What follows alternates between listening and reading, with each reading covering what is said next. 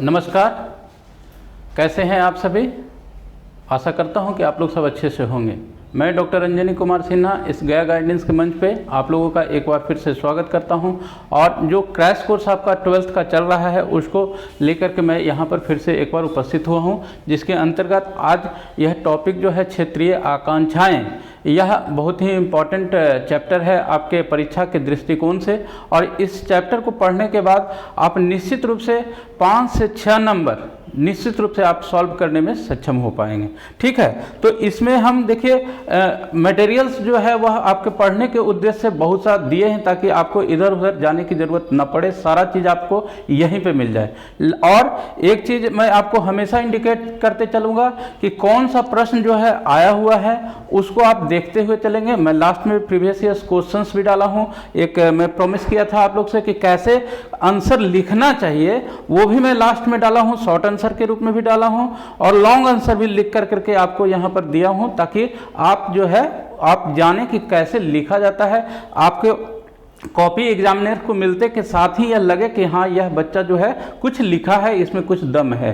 तो इस तरह से सजा करके आप लिखेंगे, कम ही लिखें लेकिन सुसज्जित और सही तरीके से जब आप लिखेंगे तो आपको मार्क्स जो है ज़्यादा आने की संभावना रहेगी। ठीक है, तो हम लोग चलते हैं और आज जो है देखने का प्रयास करते हैं कि यहाँ से किन किन तरह के प्रश्न जो है आएंगे। तो आइए देखिए, जैसे ही कि यहाँ पर आप देख पा रहे हैं कि क्षेत्रवाद के लिए जो है एक राज्य का विभिन्न प्रकार का पोस्टर लगाया हुआ है, और यह उत्तराखंड जो स्टेट बना है उसको आंदोलन के माध्यम से जो है चलाया गया था। और वह निर्माण के लिए जो है भिन्न भिन्न भाषाओं में जो है वह पोस्टर लगा करके उसका प्रचार प्रसार किया जाता है। और इस जो तस्वीर है वह आपके चैप्टर से ही लगाया गया है। यहाँ पर एक और तस्वीर दूसरी तरफ जो है आपको दिख पा रही होगी, वह है देखिए बॉर्डर का एक तस्वीर लगाए हैं, और यहाँ पर वी वांट फ्रीडम इस तरह से कर करके एक तस्वीर लगाई गई है। यह क्या शो कर रहा है, यह कहीं की समस्या की बात दिखा रहा है आपको। और यहाँ नीचे लिखा हुआ है कश्मीर समस्या, यह PYQ है। PYQ अर्थात प्रीवियस ईयर्स क्वेश्चन। PYQ जब भी मैं बोलूंगा तो आप समझ जाइएगा कि यह पिछले किसी एग्जामिनेशंस में आपसे आया हुआ प्रश्न है। यह कश्मीर समस्या को लेकर करके आपको एक नहीं दो नहीं कम से कम 8 से 10 क्वेश्चंस मैं आपको दिखाऊंगा, भिन्न भिन्न सालों में जो है यह आया हुआ है। तो बिना इसको पढ़े आपको नहीं जाना है, और इसको पढ़ना ही नहीं है, आप अपनी परीक्षा से पूर्व जो है घर पर ही उसको आंसर लिख कर करके यह सुनिश्चित हो लेंगे कि हाँ हमको ही आता है लिखने के लिए, यहाँ से आपको प्रश्न निश्चित रूप से आएगा। आइए हम लोग बात करते हैं कि कश्मीर समस्या थी क्या। तो कश्मीर समस्या जब हमारा देश आज़ाद हुआ था तो उस समय हम लोग जानते थे कि यहाँ पर बहुत सारे देसी राजाओं का भी जो है गढ़ था, और उसी में जो है एक हमारा कश्मीर भी हुआ करता था। तो इनके सामने यह प्रस्ताव गया कि आप भारत में शामिल हो जाइए या पाकिस्तान में शामिल हो जाइए, यह इस तरह की चीज़ें आती है। भारत अपना चाह रहा था कि इसमें शामिल हो जाए, लेकिन वहाँ के जो राजा थे, देखिए इस राजा की जो है तस्वीर भी मैं यहाँ पर लगाया हूँ, राजा हरि सिंह। राजा हरि सिंह जो है वह किसी में शामिल होने के पक्ष में नहीं होते हैं। वह चाहते हैं कि हम जो है अपनी जो रियासत है उसको स्वतंत्रता पूर्वक जो है एक देश के रूप में जो है स्वतंत्रता पूर्वक उसको चलाए रखें। और यहाँ पर देखिए एक दूसरी तरफ जो तस्वीर है वह जो आपका विलय पत्र जो हुआ था, जो भारत में कश्मीर जब मिला उस विलय पत्र को जो है यहाँ पर दिखाया गया है। 26 अक्टूबर को जो है यह विलय पत्र साइन होता है नेहरू जी के साथ में, वह विलय पत्र यहाँ पर लगा हुआ है ताकि आप समझ सके कि कैसे इसका जो है भारत में विलय हुआ। अब देखिए होता क्या है, मैं थोड़ा सा आपको यहाँ पर बहुत सी चीजें लिखी हुई है, लेकिन मैं आपको जो बहुत आवश्यक है आपको जानने के लिए परीक्षा दृष्टिकोण से, वही मैं यहाँ पर डील करूँगा। ठीक है ना। तो मैं अभी आपको क्या बताया कि जब स्वतंत्रता मिली तो वह वहाँ के राजा जो थे वह नहीं चाहते थे मिलने के लिए। ठीक है, और इसी बीच में जो है वह पाकिस्तान जो है अक्टूबर में इन पर हमला कर देता है।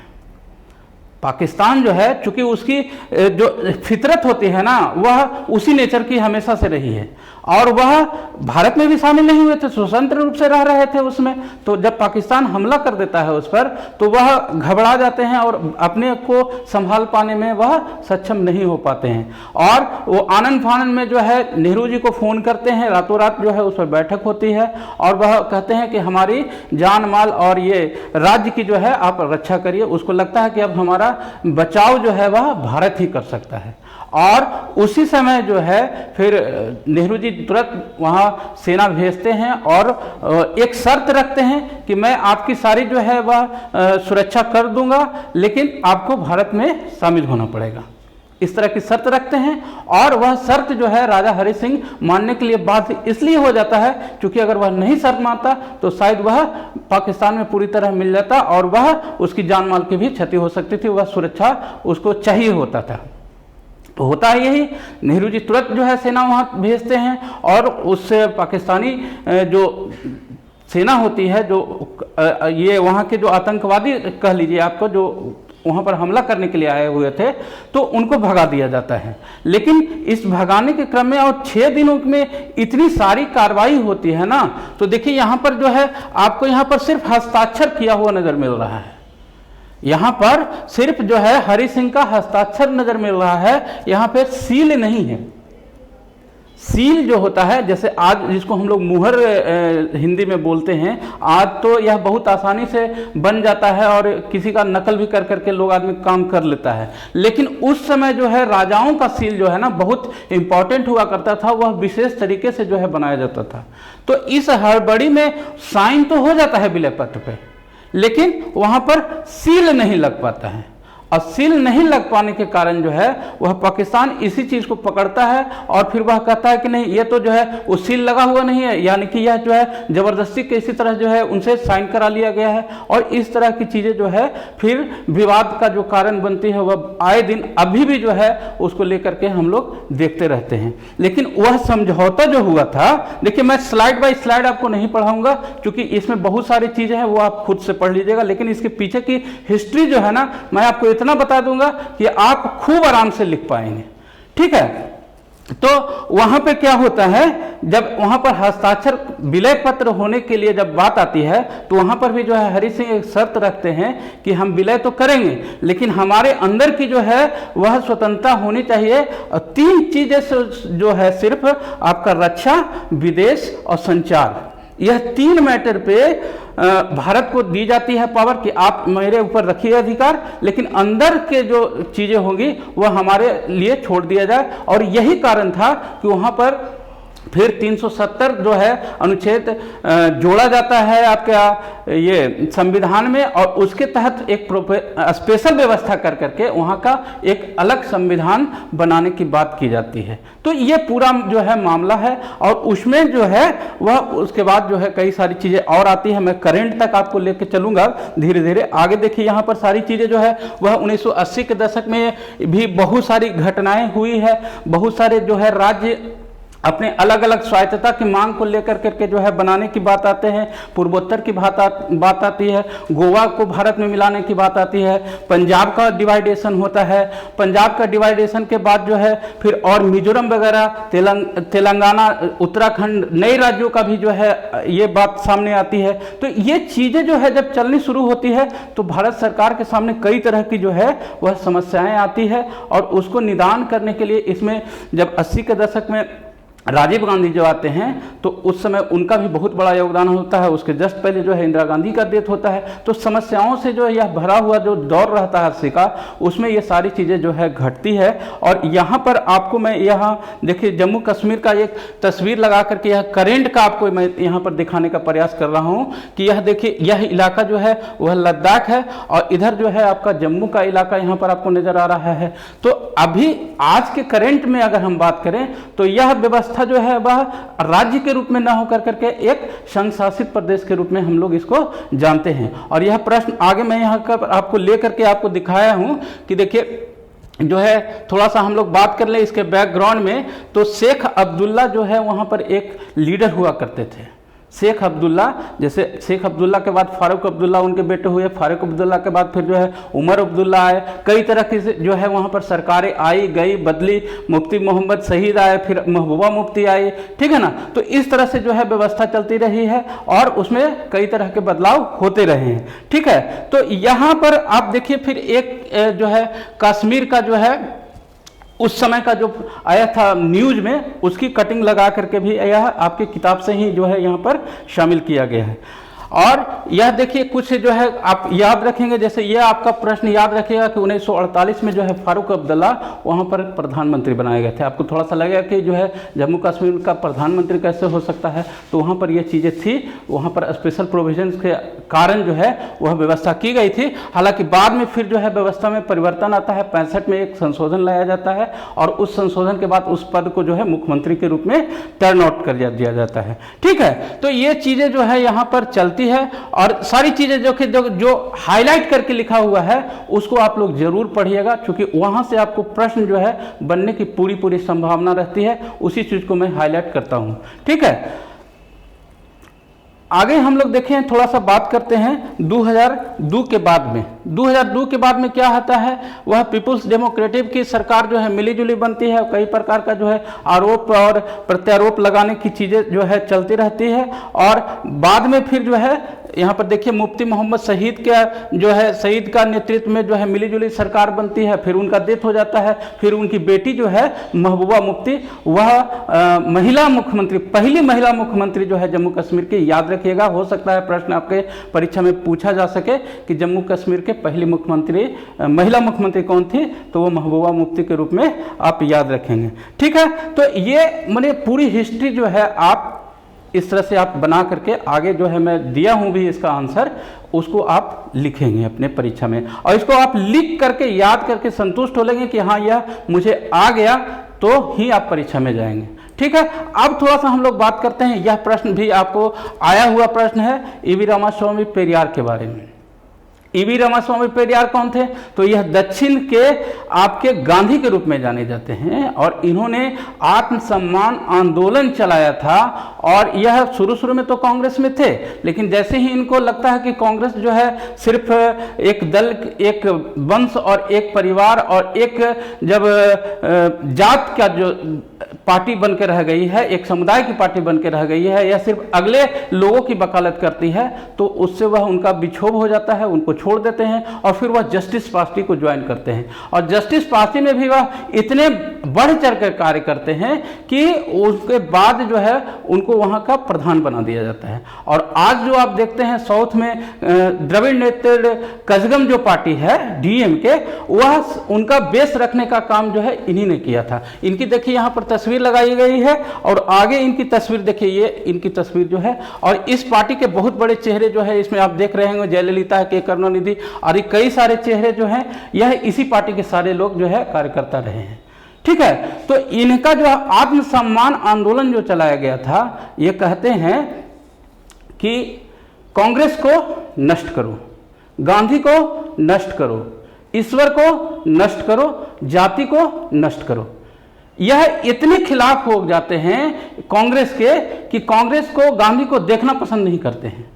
और इसके खिलाफ में जो है वह साउथ में यह चलाते हैं आंदोलन, और इस कारण से जो है इनको पूजनीय स्थान प्राप्त होता है। साउथ में लोग इनको अभी भी भगवान के समान मानते हैं, इनको आदरणीय माना जाता है, सम्माननीय माना जाता है। और इसी कारण इनके नाम में जो है टाइटल जोड़ा जाता है पेरियार, और पेरियार का यह मतलब होता है आदरणीय, सम्माननीय, पूजनीय, ठीक है। तो इनका आंदोलन जो है वह चलता है किस प्रकार, वह एक जो है दक्षिण के लोगों को जो है, यहाँ पर देखिए एक और चीज मैं आपको यहाँ पर दिखाना चाहूंगा। देखिए कहता है कि उत्तर हर दिन बढ़ता जाए और दक्षिण दिन दिन घटता जाए।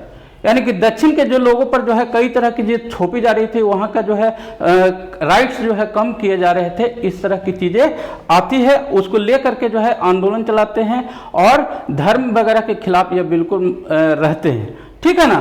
तो ये तो आपका ये ईवी रामास्वामी पेरियार के बारे में चीजें थी, इससे संबंधित प्रश्न आपको आएगा। यह जो चीज है यह पंजाब को लेकर के चीजें यहाँ पर दिखाई गई है। यह मास्टर तारा सिंह जो है वह पंजाब को बनने के लेकर करके किस प्रकार यह कार्य करते हैं। हालांकि यह प्रश्न अभी तक नहीं आया है, लेकिन हाँ इतना जरूर आप यहाँ से याद रखेंगे कि तारा सिंह कौन थे, एक शिक्षक थे वो, और पंजाब को इसी कारण जो है यहाँ पर मास्टर लिखा हुआ है। ऐसा नहीं कि मास्टर कुछ दूसरे तरीका का कोई और पेशा इनसे जुड़ा हुआ है, इससे बात नहीं है।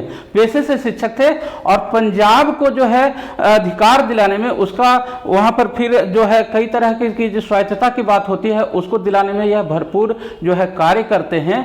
और इस के बाद जो है आप जानते हैं कि पंजाब से कट करके फिर जो है हिमाचल प्रदेश बनता है, चंडीगढ़ बनता है ना, तो हरियाणा बनता है, हरियाणा बनता है और हिमाचल प्रदेश बनता है। तो वहां पर फिर हम लोग जो है इससे चीजें जो है 1966 में जब यह स्पेशल जो अभी वर्तमान का पंजाब है वह बन करके आता है और वहां जो सारे आंदोलन चलते हैं वह उसके पीछे जो है यहाँ पर देखिए उसके बारे में चीजें लिखी गई है। यह भी जो है उनमें सहायक रहे हैं। दोनों चीज मैं आपको यहाँ पर दिखा दिया हूं। यह प्रश्न अभी तक नहीं आया है लॉन्ग शॉट में। हाँ एक प्रश्न भले आया है कि अकाली दल जो है उससे प्रश्न आया है आपका परीक्षा में एमसीक्यूज के रूप में कि वह कहां की पार्टी है, तो वह पंजाब की है। देखिए 1920 के दशक में यहां पर मैं दिखाया भी हूं कि उसका गठन जो है 1920 के दशक में अकाली दल का गठन हुआ था।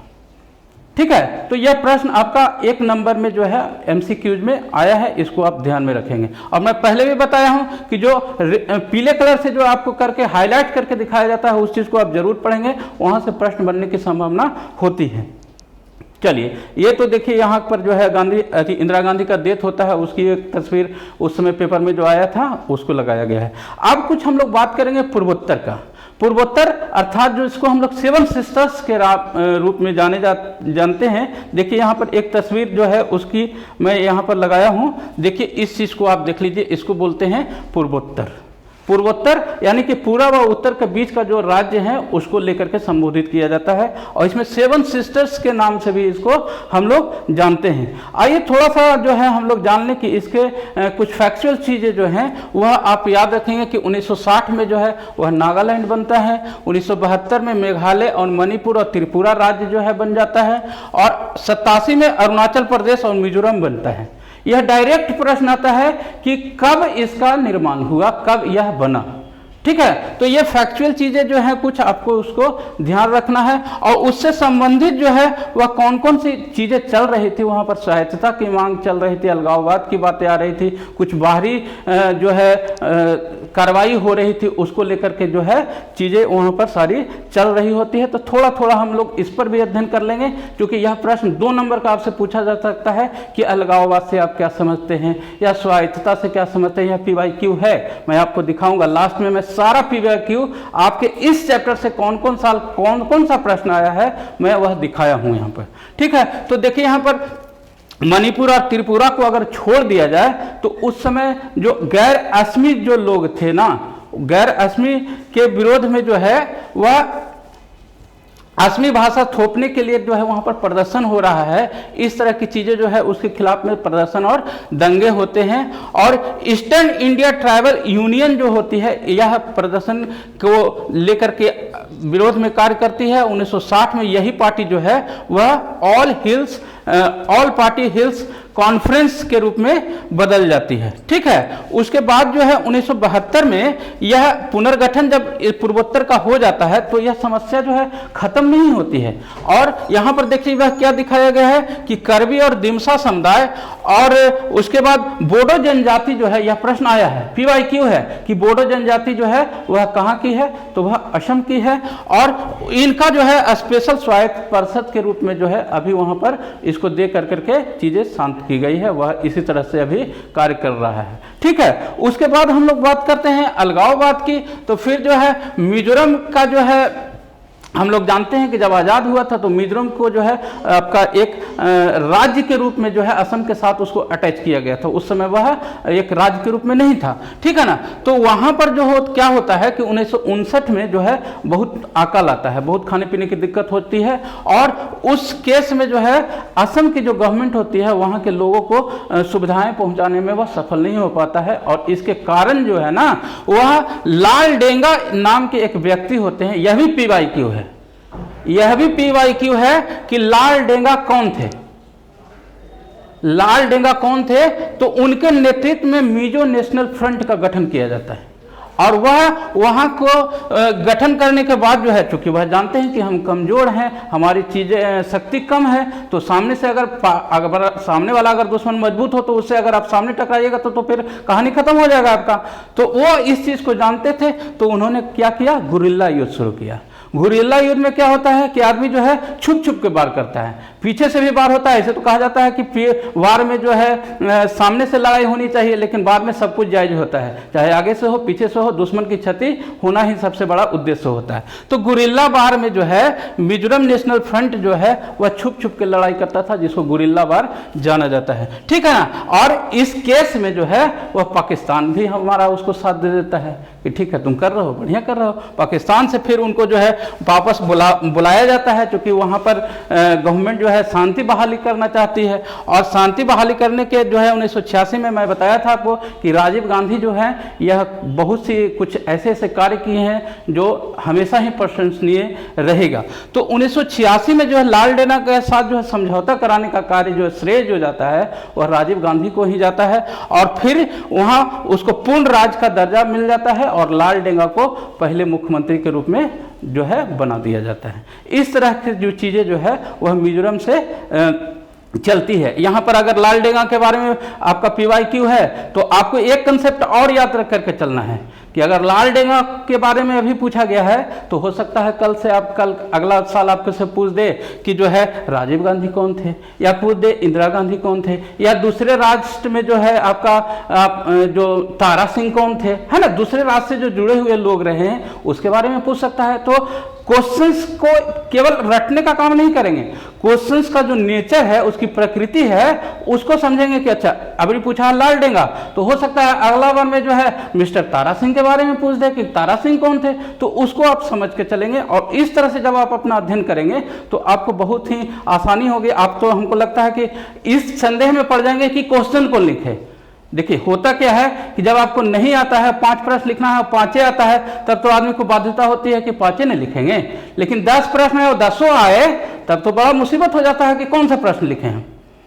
उस केस में भी मैं आपको बता रहा हूं, मेरी बात अगर एक आप मानिएगा तो आपको कभी परेशानी नहीं होगी।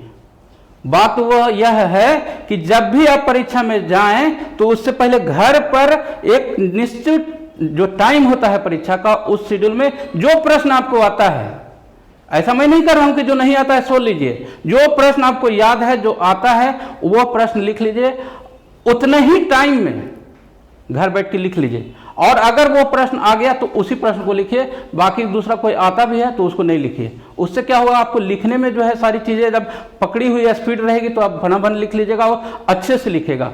और एक चीज मैं बताता हूं कि जो भी चीजें जो है, देखिए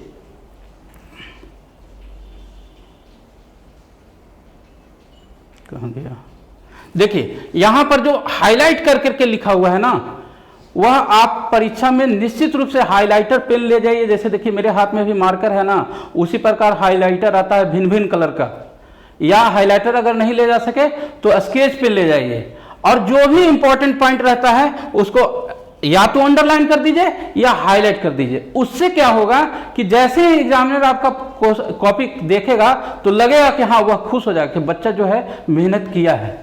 बहुत लिखने का प्रयास नहीं करना, टू दी फैक्ट लिखिए, लेकिन उसको सुसज्जित करके जब आप लिखेंगे तो वह आपके लिए बहुत लाभदायक होगा। ठीक है, हम लोग फिर चलते हैं थोड़ा सा बैक में। यहां पर मैं आपको दिखाने के लिए लाया था, हाँ यहां पर हम लोग थे। अब थोड़ा सा हम लोग नागालैंड की बात कर लेते हैं। पीछे वाला स्लाइड लगभग पूरा हो गया था, नागालैंड की बात करते हैं। यहां पर देखिए एक तस्वीर मैं इनके बारे में भी दिखा दूं, यही जो है वह तस्वीर है, देखिए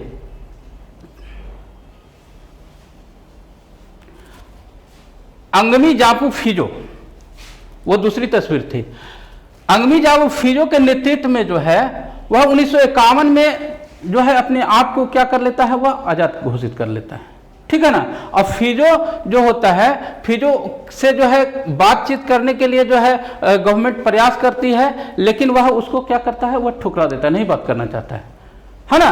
और जब वहां पर हिंसक कार्रवाई होने शुरू हो जाती है, जब आप अंदर संभाल नहीं पा रहे हैं और लोग जो है अंदर से जब ये हिंसक हो जाएंगे, तो वहाँ की स्थिति को काबू पाने के लिए जो है फिर जो है वह क्या होता है, ये भारत सरकार के साथ एक समझौता कर लेते हैं, जो अंदर में लोग परेशान हो रहे होते हैं, ठीक है ना। लेकिन जब अंदर में लोग परेशान हो लेते हैं तो फिर नागालैंड की समस्या जो है वह विद्रोहियों के साथ समझौता जो है वह होती तो है, लेकिन जो अंदर जो लोग होते हैं उसके साथ जो है वह नहीं होती है। और असम की समस्या का जो है अभी भी जो है वह पूरा नागालैंड की समस्या का समाधान अभी भी जो है वह पूरी तरह से जो है नहीं हुआ है, ठीक है। अब बाहरी लोगों का जो है वह क्या है, यहाँ पर और थोड़ा सा चीज देख लीजिए कि जो तेल, चाय और कोयले की जो व्यवस्था है, यहाँ पर बात हो रही है असम की, वहाँ पर बहुत सारी प्राकृतिक चीजें हैं, लेकिन अभी भी वहाँ पर जो है वह चीजें जो है सामान्य नहीं है। अभी भी हम लोग देखे हैं कुछ समय पहले ही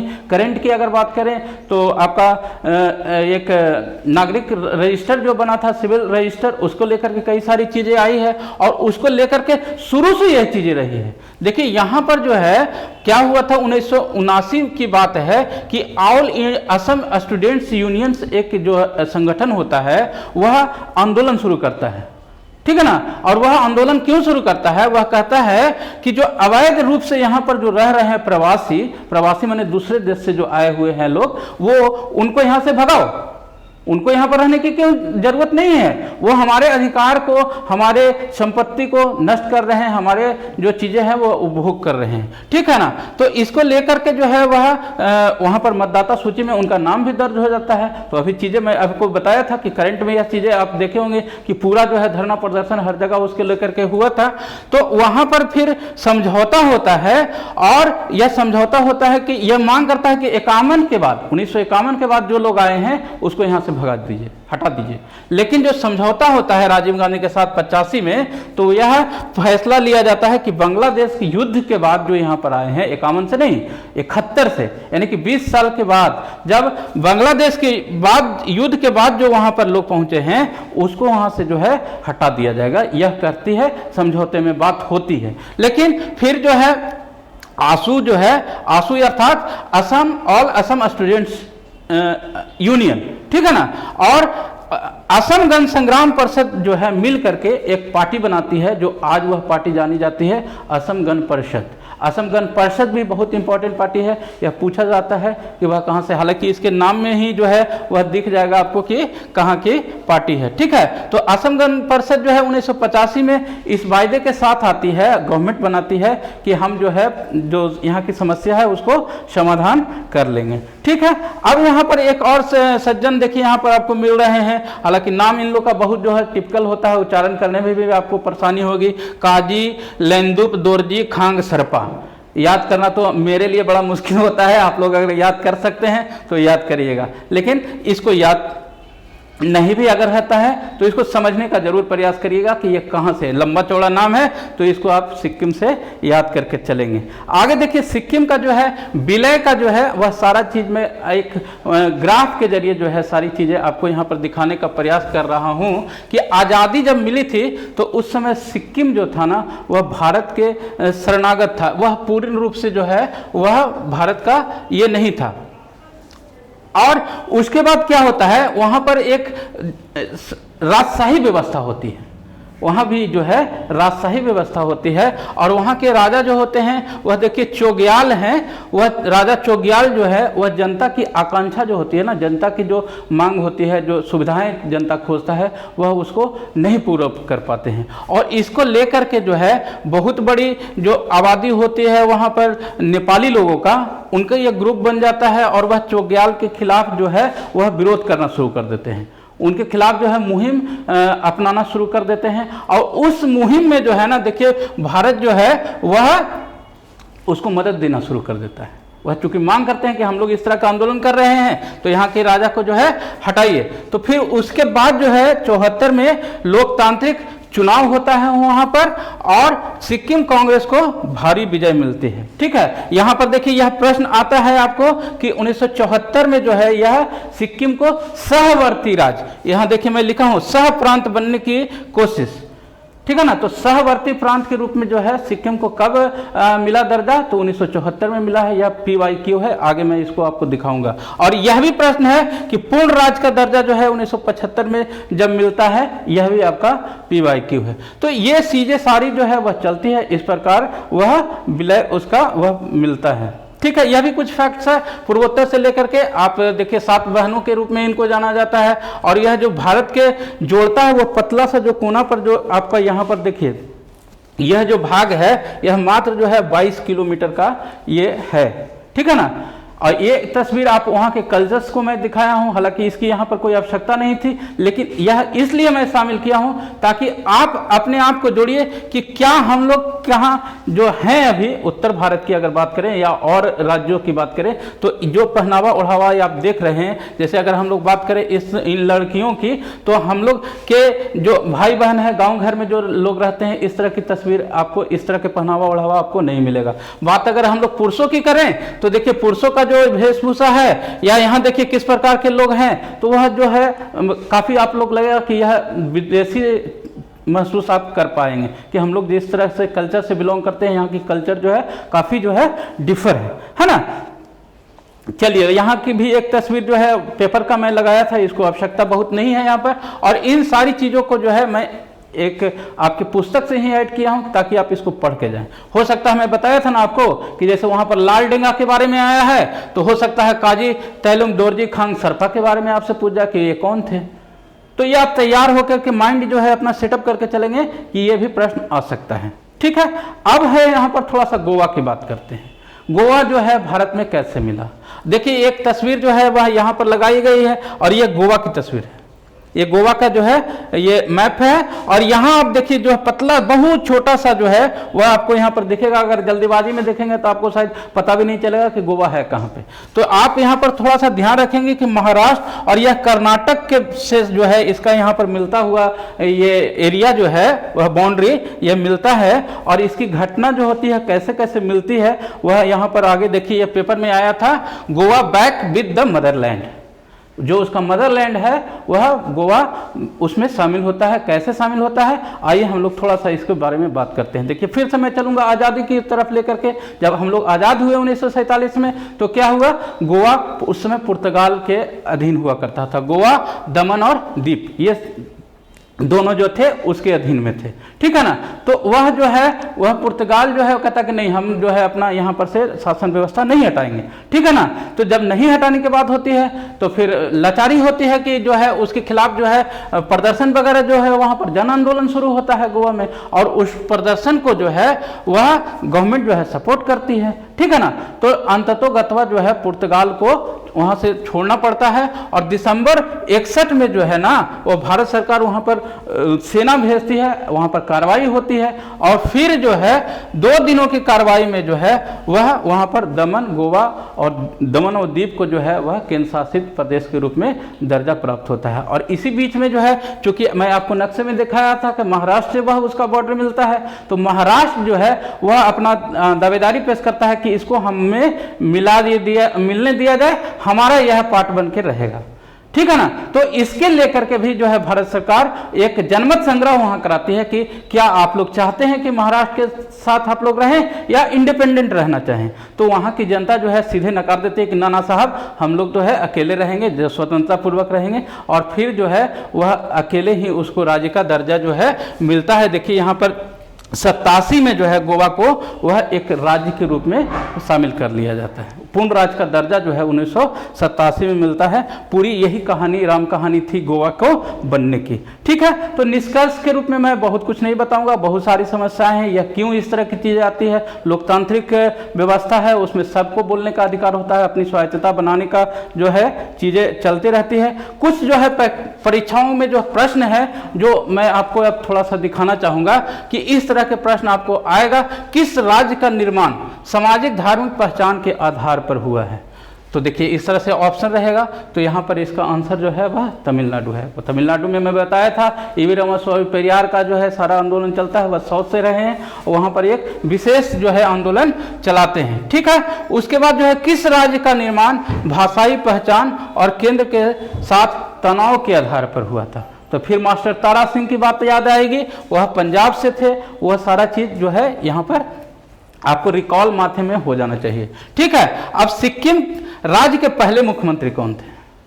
मैं बताया था आपको, यह काजी लेंदुप दोरजी सरपा। यहाँ पर मैं हाईलाइट करके आपको दिखा दिया हूं ताकि आपको बाद में जो है वह आंसर खोजने में परेशानी ना हो। ठीक है, अब देखिए शेख अब्दुल्ला, मैं आपको बताया था कि वह कब मुख्यमंत्री प्रधानमंत्री बने, तो 1948 में बने हैं। ठीक है, आत्मसम्मान आंदोलन पेरियार जो है चलाते हैं और उसी आंदोलन को नॉर्थ में अंबेडकर भी सपोर्ट करते हैं। अंबेडकर के द्वारा भी जो है आत्मसम्मान आंदोलन चलाया जाता है और ईवी रामास्वामी पेरियार जो है वह दक्षिण में चलाते हैं। तो यह 1925 में शुरू किया गया था। ठीक है, और मैं जैसा कि आप लोग से वादा किया था कि मैं आपको क्वेश्चंस लिख के दिखाऊंगा कि किस प्रकार लिखा जाना चाहिए। हालांकि मैं यहाँ पर स्लाइड्स के माध्यम से ही आपको दिखा रहा हूँ, हाथ से मैं नहीं लिखा हूँ, क्योंकि हाथ से लिखने में थोड़ा सा जो है यह बाहर का जो है ना ये अच्छी बनावट नहीं आ पाती है।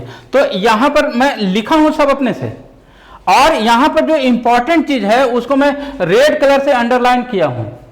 रेड कलर से, जैसे देखिए क्षेत्रीय आकांक्षाएं से आप क्या समझते हैं, तो मैं अगर लिखना चाहूंगा तो लिखूंगा क्षेत्रीय आकांक्षाएं से तात्पर्य वैसी आकांक्षाएं हैं जिसके अंतर्गत 1980 के दशक में विभिन्न राज्यों में अपनी स्वायत्तता को लेकर विभिन्न प्रकार के तनाव की स्थिति देखने को मिली।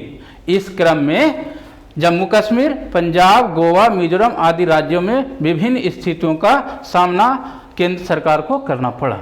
बहुत ज़्यादा नहीं लिखना है, वहाँ की राम कहानी पूरी नहीं लिखनी है, लेकिन हाँ इतना लिख देना है कि एग्जामिनर को यह समझ में आ जाए कि बच्चा जानता है। और जो अच्छी जो इंपॉर्टेंट चीज़ है ना उसको आप जरूर हाईलाइट करके करेंगे, अंडरलाइन जरूर करेंगे, क्योंकि वह केवल वही देखता है तो समझ जाता है कि हाँ बाकी सारी चीज़ें यह जरूर लिखा हुआ है।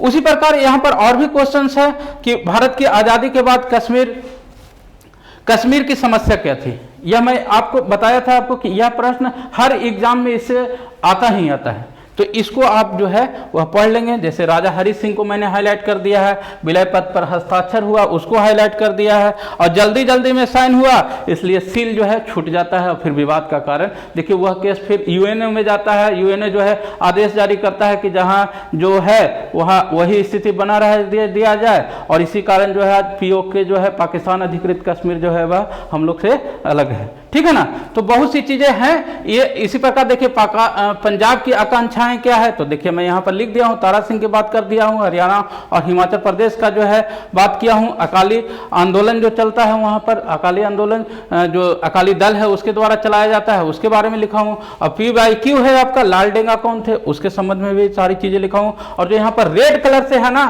उसको आपको हाईलाइट करना है। इसी प्रकार जब भी आप प्रश्न लिखेंगे तो उसको हाईलाइट कर करके जरूर चलेंगे। उसी प्रकार देखिए यहाँ पर जो है और क्वेश्चंस है, कुछ आप उसको देख लीजिएगा।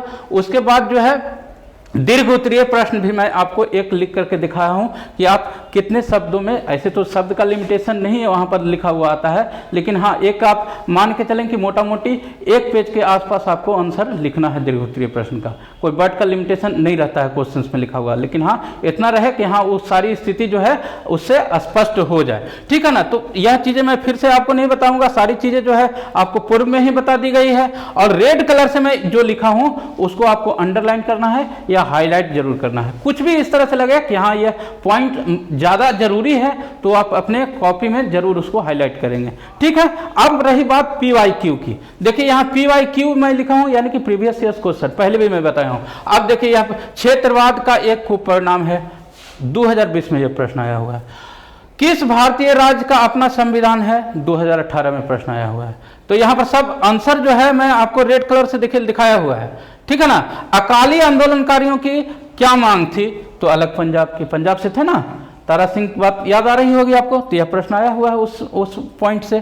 फिर बोडो सुरक्षा बल किस राज्य का उग्रवादी संगठन है, तो असम का। यह भी प्रश्न आपका PYQ है। हालांकि यहाँ पर मैं देखिए ईयर नहीं लिख सका हूँ, मिस्टेक हो गया है, लेकिन यह PYQ है आपका आया हुआ है परीक्षा में। ठीक है, तो सिक्किम भारत का सहवर्ती राज्य, अभी मैं बताया था ना आपको पढ़ाते हुए, और यह देखिए दो बार आया है, 11 में भी आया है, 14 में भी आया है। तो यह इंपॉर्टेंट कितना है इसको आप समझ सकते हैं। और उसके बाद सिक्किम किस बार स्वतंत्र हुआ, देखिए दोनों चीज है, 74 का भी है, 75 का भी है, तो दोनों चीज आपको याद करके चलना है। और कुछ प्रश्न है, देखिए आपका अनुच्छेद 70 किस राज्य से संबंधित है, 2013 में यह प्रश्न आया है। हालांकि अब यह प्रश्न आपसे मैं समझता हूं कि नहीं आएगा, लेकिन हाँ 2019 का विधेयक जो जिसके जरिए बना वह आप जरूर ध्यान रखेंगे, उसका डेट इंप्लीमेंटेशन का हो सकता है वह प्रश्न आपसे आ जाए परीक्षा में।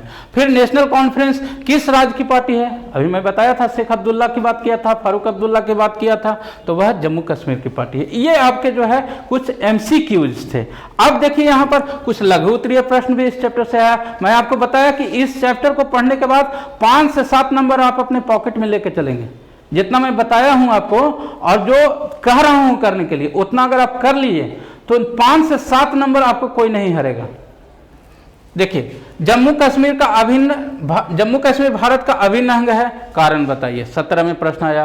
फिर से स्वतंत्रता के बाद भारत के समझ कौन कौन सी चुनौतियां थी, वह फिर 17 में आया। फिर क्षेत्रवाद से आप क्या समझते हैं, 14 में आया। क्षेत्रवाद क्या है, मैंने हर देखिए 13 में 14 में एक ही क्वेश्चन है, खाली शब्दों का हेर फेर किया हुआ है, क्वेश्चन से की है, ठीक है ना। और फिर असम आंदोलन के मुख्य मुद्दे क्या थे, 11 में आया है। और कश्मीर समस्या पर एक टिप्पणी लिखे। तो देखिए कश्मीर आपका शॉर्ट में भी है, ऑब्जेक्टिव में भी है, और जब मैं दीर्घ उत्तरीय प्रश्न का आपको पीवाई के दिखाऊंगा तो आप भौचक रह जाइएगा कि एक ही प्रश्न जो है वह बार बार आते रहा है। इसी चलते मैं पहले स्लाइड में बताया था कि कश्मीर समस्या जो है वह आपको पढ़ के जाना है, रट करके जाना है, या आपको लिख करके रियाज करके जाना है परीक्षा में। उसके बिना अगर जाएंगे आप तो समझ लीजिए कि अपने पैर पर खुद कुल्हाड़ी मारने का आप काम करेंगे। ठीक है, अब देखिए यहाँ पर क्या है, कश्मीर की समस्या पर निबंध लिखे, 2020 का यह प्रश्न है। फिर क्या है, कश्मीर समस्या भारत के गले की हड्डी बन गई, किस आड़ में भारत को तबाह करने का घिनौना खेल चल रहा है, 15 में प्रश्न आ गया। फिर 18 का यह प्रश्न है, स्वतंत्रता के बाद भारत के समझ कौन कौन सी बड़ी चुनौतियां थी। ये देखिए यह प्रश्न लघु उत्तरीय प्रश्न में भी था, 2 नंबर में भी था और 4 नंबर में भी आया, ईयर भले चेंज रहेगा। ठीक है ना। अब कश्मीर की समस्या पर निबंध लिखे 17 में, और फिर सेम क्वेश्चन जो है 15 में। यानी कि आप क्या देख रहे हैं, क्वेश्चन रिपीट होता है। और अगर आप सारे PYQs भी केवल कर लें 2010 से उठा करके अभी तक आप ध्यान कर लेना, तो मैं गारंटी देता हूं आपको कि आपको 80 to 90% मार्क्स तो आ ही जाएंगे। और जो आपका वीकली क्यूज होता है आपके सब्जेक्ट का, वो आप जाएं चैनल पे और उसको आप देखें, टेस्ट दें उसमें, और अपना आकलन करें कि कितना मैं उसको जान पाया हूं। अगर उसमें से आप 70 to 80% भी अगर मार्क्स लेके आते हैं तो मैं दावे के साथ कहता हूं कि आप 100% MCQs सारे के सारे करने में सक्षम हो पाएंगे। ठीक है, तो यही थी आज की क्लास। गृह कार्य के रूप में भी कुछ मैं क्वेश्चंस आपको दे दिया हूं, वो तो PYQs था। जैसे ये नहीं क्वेश्चन आया हुआ कि सिक्किम भारत का एक अभिन्न अंग कब और कैसे बना, अभी तक नहीं आया है, लेकिन यह इंपॉर्टेंट है, इसको आप ध्यान में रख के चलेंगे। उसी प्रकार जम्मू कश्मीर की समस्या ये तो आया हुआ है। EV रामास्वामी नाइकर के योगदानों की व्याख्या करें, यह भी बहुत इंपॉर्टेंट पर्सनालिटी है, इससे प्रश्न आने की पूरी संभावना बनती है। अलगाववाद से क्या समझते हैं और स्वायत्तता की मांग को पीछे कौन कौन से कारण रहे हैं। देखिए आप जब भी प्रश्न की इस तरह से पढ़ेंगे ना तो हमेशा दीर्घ उत्तरीय प्रश्न के रूप में पढ़ेंगे। जब आप दीर्घ उत्तरीय प्रश्न लिखने में सक्षम हो जाएंगे तो खूब आसानी से लघु उत्तरीय प्रश्न लिख लीजिएगा, और उसमें बहुत सारा MCQs भी आपको बन जाएगा। ठीक है ना। तो ये पैटर्न आप करके चलेंगे तो किसी भी प्रकार की कोई परेशानी नहीं होगी और अच्छे से अच्छे आप स्कोर करने में सक्षम हो पाएंगे। ठीक है, तो यही थी आज की क्लास। मैं उम्मीद करता हूं कि यह चीज़ें आपको लाभदायक हो रही होगी, और किसी भी प्रकार की अगर कोई समस्या होती है तो हम लोग से आप जो है गया गाइडेंस का जो डिस्क्रिप्शन बॉक्स है, कमेंट सेक्शन है, उसमें हम लोग से टच कर सकते हैं। और इस जो है क्लास को अगर आपको अच्छा लगता है तो अपने परिवार, अपने भाई, अपने दोस्त, जहां तक हो सके उसको फैलाइए ताकि अधिक से अधिक लोगों को इसका लाभ मिल सके। ठीक है, फिर मिलते हैं हम लोग अगले वीडियो के साथ, अगले चैप्टर के साथ। तब तक के लिए बाय।